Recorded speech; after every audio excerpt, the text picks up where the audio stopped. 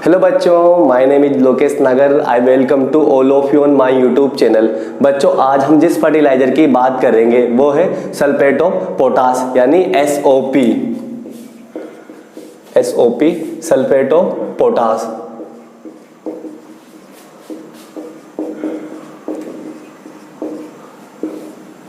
बच्चों, सबसे पहले हम देखेंगे इसका इंट्रोडक्शन।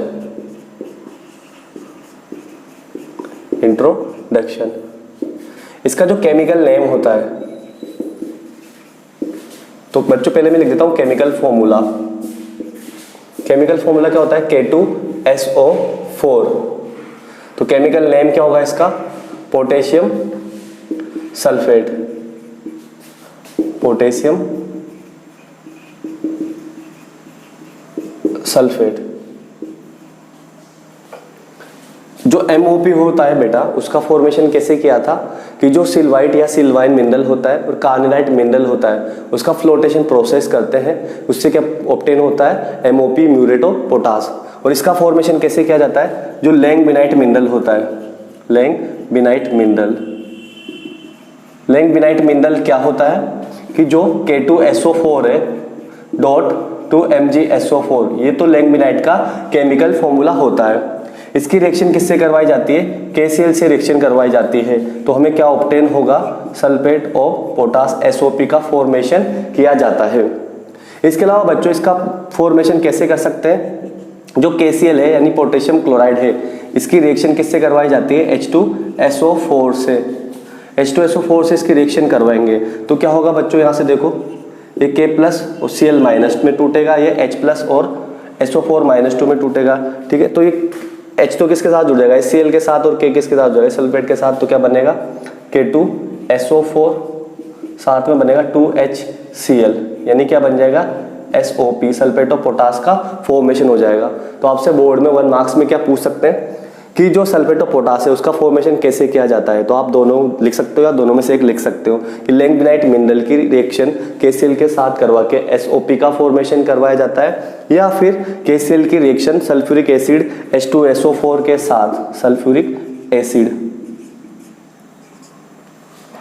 के साथ करवाकर, सल्फ्यूरिक एसिड H2SO4 के साथ करवाकर SOP का फॉर्मेशन किया जाता है। ये जो SOP है सल्फेट ऑफ पोटास, ये क्या होता है बच्चों? देखो, पोटेशिक फर्टिलाइजर है। ये क्या है? Potassic fertiliser.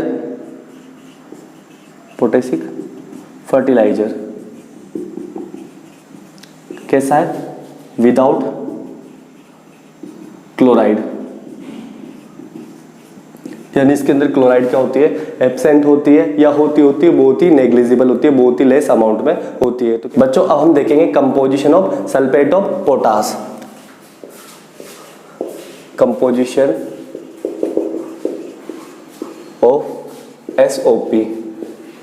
तो बेटा, जो according to fertiliser control ordinance 1957, इसके अकॉर्डिंग जो SOP का डिस्क्रिप्शन होता है वो क्या होता है? Total percentage amount of moisture. Percentage amount of moisture, एक मैक्सिमम, यानी इससे ज़्यादा प्रेजेंट नहीं होना चाहिए मॉइस्चर। किससे ज़्यादा? 1.5% से ज़्यादा। इसके अलावा बच्चों, इसके अंदर जो total percentage amount of potash, ये मिनिमम, यानी इससे कम प्रेजेंट नहीं होना चाहिए, 48%। तो इसमें रेंज क्या होती है बच्चों? 48% से 52% तक पोटास मिलता है मिनिमम। इसके अलावा परसेंटेज अमाउंट ऑफ क्लोरीन, ये मैक्सिमम, यानी इससे ज़्यादा क्लोरीन नहीं होना चाहिए। और बच्चों, एक ऐसा फर्टिलाइजर है, ऐसा पोटेशिक फर्टिलाइजर है जिसके अंदर क्लोरीन एब्सेंट होती है, ठीक है, या होती है तो बहुत ही कम अमाउंट में, तो 2.5%, इससे ज़्यादा नहीं होनी चाहिए। इसके अलावा परसेंटेज अमाउंट ऑफ सोडियम, ये भी मैक्सिमम, यानी इससे ज़्यादा नहीं होना चाहिए, ये होता है 2%। ये क्या हो गया? सल्फेट ऑफ पोटास का कंपोजिशन। बच्चों, अब हम देखेंगे properties of SOP sulphate of potash. कैसा होता है बच्चों ये वाइट इन कलर, इसका जो रंग होता है वो कैसा, इसका कलर कैसा होता है वाइट। क्रिस्टलाइन, ये कैसा होता है क्रिस्टलाइन होता है, क्रिस्टलाइन, ठीक है। इसके अलावा बच्चों जो SOP है इसके अंदर क्या होता है 23 से 48% क्या मिलता है सल्फर। ये कैसा फर्टिलाइजर होता है बच्चों न्यूट्रल फर्टिलाइजर।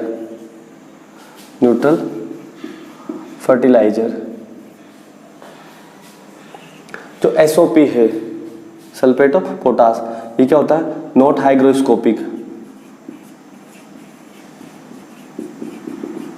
यानी हाइग्रोस्कोपिक नहीं होता, नॉट हाइग्रोस्कोपिक इन नेचर, ठीक है, यानी ये एटमॉस्फेयर से मॉइस्चर को एब्जॉर्ब करने की टेंडेंसी शो नहीं करता।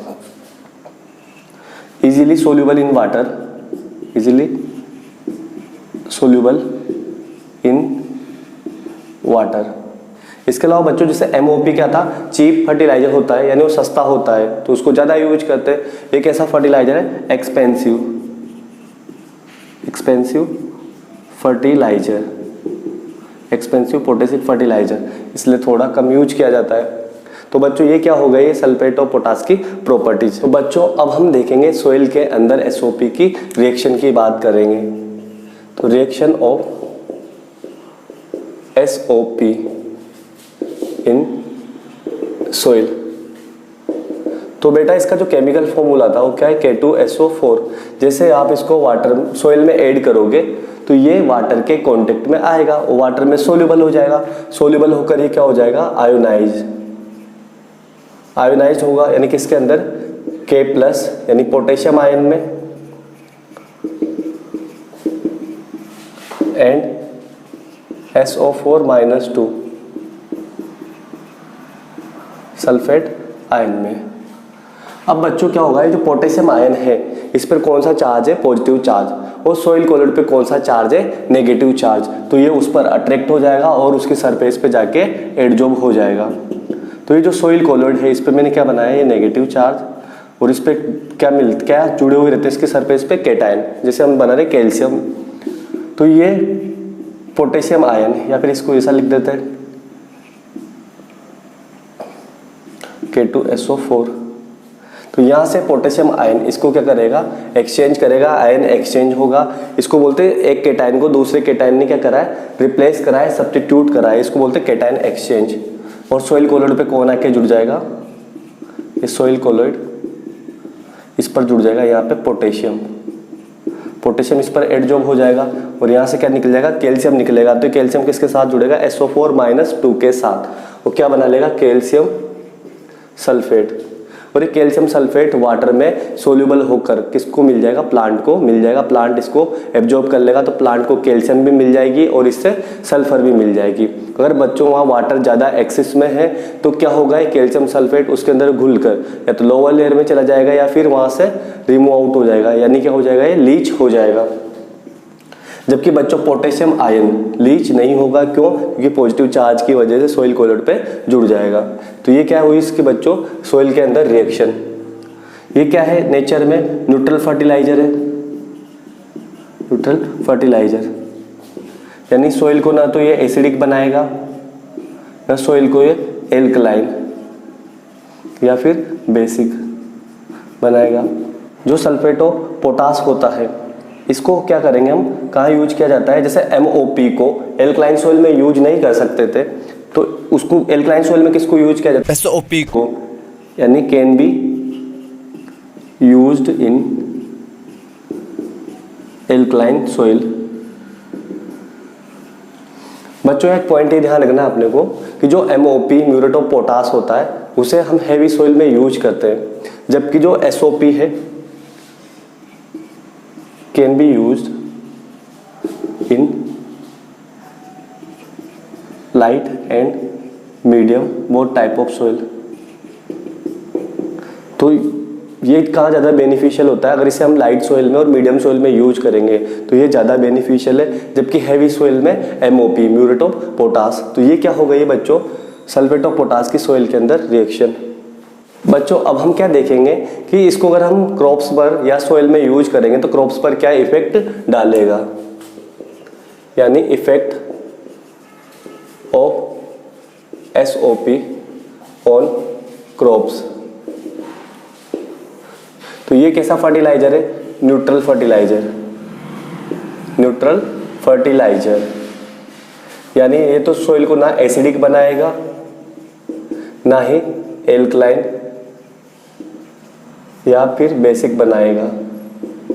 तो ये सोइल को ना एसिडिक बनाता है ना एल्कलाइन बनाता है। इसके अलावा बच्चों ये क्या होता है? Easily soluble in water. Easily soluble in water. तो इससे फायदा क्या है? इससे फायदा अगर वाटर में इजीली सोल्यूबल है तो प्लांट को क्या होता है? इजीली अवेलेबल हो जाएगा। गेट इजीली अवेलेबल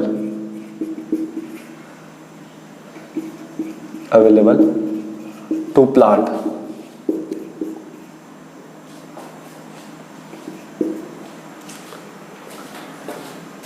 बच्चों ये जो SOP है, सल्फेट ऑफ पोटास है, इसे हम क्या करेंगे? अगर सोर फ्रूट्स में यूज करेंगे, सोर फ्रूट्स में यूज करोगे अगर आप इसे, तो इसके अंदर जो जूस का अमाउंट होता है वो क्या हो जाएगा? इन्हांस हो जाएगा, इंक्रीज हो जाएगा।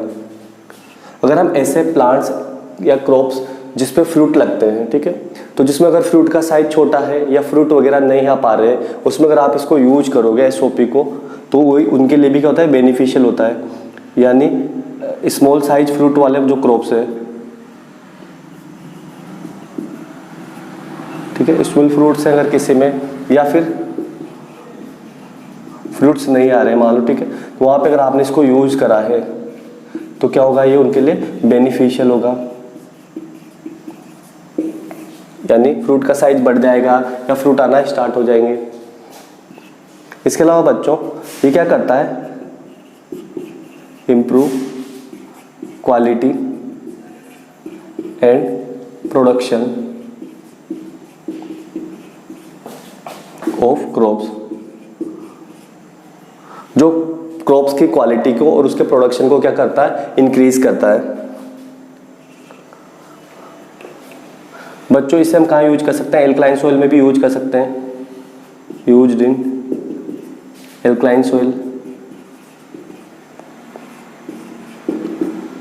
सबसे इंपॉर्टेंट चीज बच्चों, MOP को टी, कॉफी, जो पोटैटो है, बीट रूट है, इस टाइप की जो क्रॉप्स थी उनमें क्या होता था? अगर हम MOP को, म्यूरेट ऑफ पोटास को पोटेशियम के लिए यूज करोगे तो उसमें जो क्लोराइड आयन प्रेजेंट था वो उनकी क्वालिटी को क्या कर देता था? स्पॉइल कर देता था। तो उसको यूज नहीं कर सकते, तो उसकी जगह क्या यूज किया जाता है? SOP यूज किया जाता है। यानी जो tea, coffee, beetroot, potato, इस टाइप की जो क्रॉप्स हैं इनके अंदर किसको यूज किया जाता है? सल्फेट ऑफ पोटास को यूज किया जाता है। तो ये क्वेश्चन बच्चा भी इंपॉर्टेंट है क्वेश्चन है, ठीक है। तो आपसे पूछा जाता है SOP को किन क्रॉप्स में यूज किया जाता है? तो tea, coffee, beetroot, potato, tobacco, ठीक है, टोबैको भी ऐड कर लो यहाँ पे।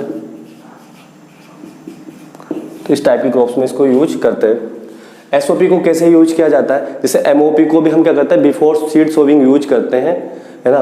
उसको हम स्टैंडिंग क्रॉप्स पे ब्रॉडकास्टिंग मेथड के द्वारा यूज नहीं करते। तो बच्चों इसको भी हम क्या यूज करेंगे? बिफोर सीड सोविंग हमें इसको क्या करना है? यूज करना है, ठीक है। स्टैंडिंग क्रॉप्स पर यूज नहीं करना है। और बच्चों जो प्लांट को इससे पोटेशियम किस आयन की फॉर्म में मिलेगा? K+ आयन की फॉर्म में मिलेगा। तो बच्चों ये क्या हो गया है? सल्फेट ऑफ पोटास का क्रॉप्स पर इफेक्ट कंप्लीट हो गया है। तो बच्चों ये आपका क्या हो गया है? जो सल्फेट ऑफ पोटास फर्टिलाइजर है वो कंप्लीट हो चुका है।